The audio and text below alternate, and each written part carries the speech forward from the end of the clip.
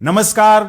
क्या यूरोपीय महाद्वीप का सबसे शक्तिशाली और अमीर देश फ्रांस अब एक ऐसे विनाशकारी आर्थिक चक्रव्यूह में फंस चुका है जो बहुत जल्द उसे पूरी तरह कंगाल और बर्बाद कर देगा? सावधान हो जाइए, क्योंकि वैश्विक अर्थव्यवस्था के गलियारों से इस वक्त की जो सबसे सनसनीखेज, डरावनी और रोंगटे खड़े कर देने वाली ब्रेकिंग खबर आ रही है, उसने पूरी दुनिया के बड़े बड़े अर्थशास्त्रियों के होश उड़ा दिए हैं। क्या आप यकीन करेंगे कि महाशक्ति कहे जाने वाले फ्रांस पर इस वक्त 3.5 ट्रिलियन यूरो यानी पूरे 4 ट्रिलियन डॉलर से भी ज्यादा का पहाड़ जैसा कर्ज हो चुका है, जिसने उसे तबाही की कगार पर लाकर खड़ा कर दिया है। आज के इस बेहद हाई एनर्जी, पावरफुल और दिमाग हिला देने वाले विशेष बुलेटिन में हम फ्रांस के इस महासंकट और ओईसीडी की उस खौफनाक वार्निंग का लाइव पर्दाफाश करेंगे,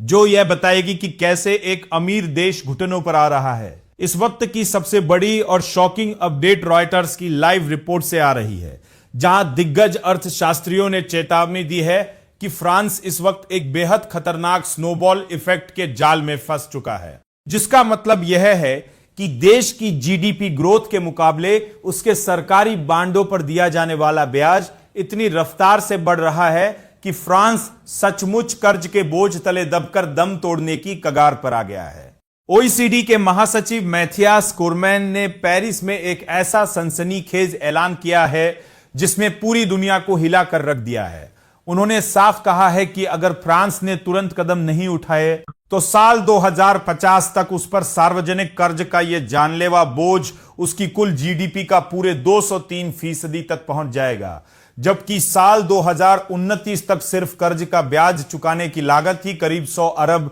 यूरो के पार निकल जाएगी। हालत इस कदर बदतर हो चुकी है कि साल 2025 में फ्रांस का ब्याज भुगतान 66 अरब यूरो तक पहुंच गया, जो उसके शिक्षा और रक्षा बजट से भी ज्यादा था। इसी वित्तीय तबाही को देखते हुए क्रेडिट रेटिंग एजेंसी मूडीज और दिग्गज वैश्विक संस्थान मॉर्गन स्टैनली ने अपने सभी अंतरराष्ट्रीय ग्राहकों को फ्रांसीसी कर्ज में निवेश तुरंत कम करने की सख्त सलाह दी है। फ्रांस आज अपनी जीडीपी का 117.5% कर्ज लेकर बैठा है और कोरोना महामारी के बाद वह पूरे यूरोजोन का इकलौता ऐसा देश है जिसने अपने कर्ज का एक भी रुपया कम नहीं किया है। ऐसे में एक्सपर्ट्स का कहना है कि निकट भविष्य में इस भयानक स्थिति को पलटना नामुमकिन नजर आ रहा है। तो क्या आपको भी लगता है कि फ्रांस का यह महा आर्थिक संकट बहुत जल्द पूरे यूरोप और भारत समेत दुनिया भर के बाजारों में भयंकर मंदी ला देगा? अपनी राय हमें कमेंट्स बॉक्स में लिख के जरूर बताएं।